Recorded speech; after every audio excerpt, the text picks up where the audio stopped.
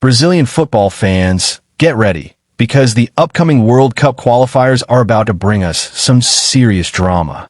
The Seleção, five-time world champions, will take the field next month against Chile and Bolivia, and the spotlight is already burning hot.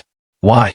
Because Carlo Ancelotti, one of the most respected managers in world football, has dropped a bombshell with his latest squad announcement. No Neymar, no Vinícius Júnior, no Rodrygo. Yes, you heard that right. For the first time in years, Brazil is heading into a crucial set of qualifiers without their biggest attacking names, and fans across the globe can't stop asking, what is Ancelotti planning? Now, before we break down Brazil's possible starting 11, let's first address the question on everyone's mind. Why did Ancelotti leave out Neymar, Vinicius, and Rodrygo? The Italian tactician has made it clear. This squad isn't about names or reputation. It's about testing new players, building depth, and discovering who can truly deliver on the international stage. For Ancelotti, this is more than just two qualifiers. This is a trial run for the World Cup. Only those who prove themselves now will make it to the grand stage in 2026. So while some fans are heartbroken not to see Neymar back, Ancelotti is sending a message loud and clear. The Seleção must evolve beyond depending on a few superstars. All right, let's get into the exciting part. Brazil's potential starting 11 against Chile and Bolivia. At goalkeeper, the choice is straightforward. Among the three names in the squad, Alisson Becker of Liverpool is Ancelotti's first choice. With his world-class reflexes, leadership, and ability to organize the defense, there's no doubt Alisson will start between the posts. Moving into defense, let's start on the right. Van der Sar has been listed as the primary right back, with Wesley as his backup. Now, Wesley may not be a global superstar yet, but those who've watched him know how dangerous he can be, strong, fast, and fearless going forward. On the left side of defense, things get a little more complicated. Normally, we would expect Alexandro, but with him sidelined due to injury, Ancelotti has to consider new options. This opens the door for Caio Henrique and Douglas Santos, both of whom bring solid experience.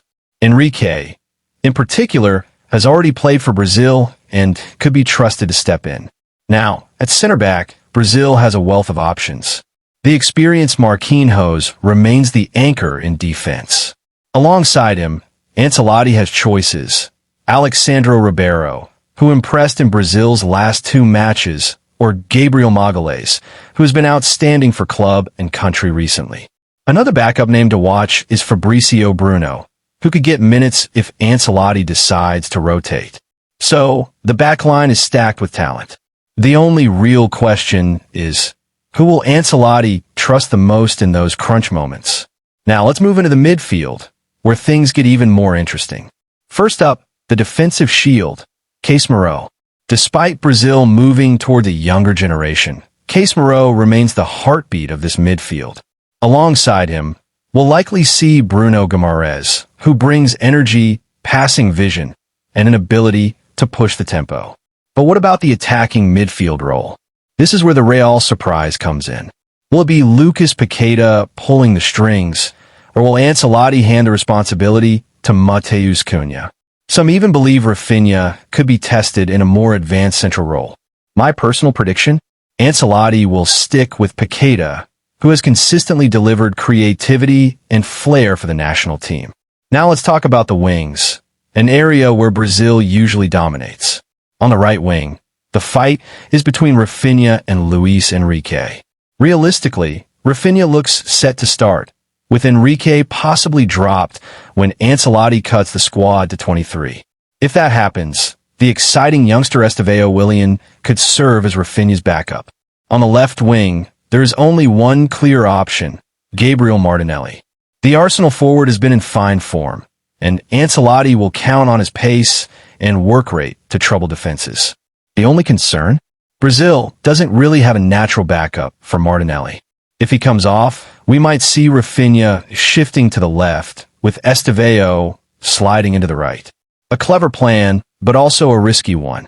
Finally, the striker role, the famous Brazilian number 9 shirt. Right now, the man in form is João Pedro. The Brighton forward has been on fire, and this is his moment to shine. Expect him to lead the line in both qualifiers. So, to sum it up, here's what Brazil's starting 11 could look like under Carlo Ancelotti. Alisson, Becker in goal. A back four of Van der Sar, Marquinhos, Gabriel Martinelli, or Ribeiro, and Caio Henrique.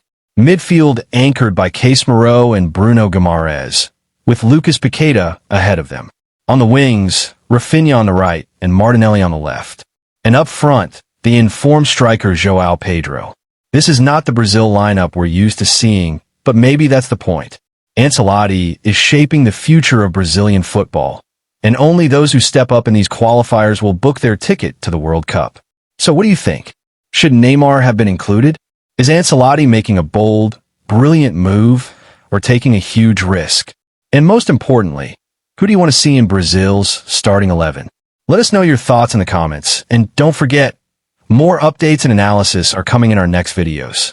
Stay tuned, because Brazilian football is entering a brand new era under Carlo Ancelotti.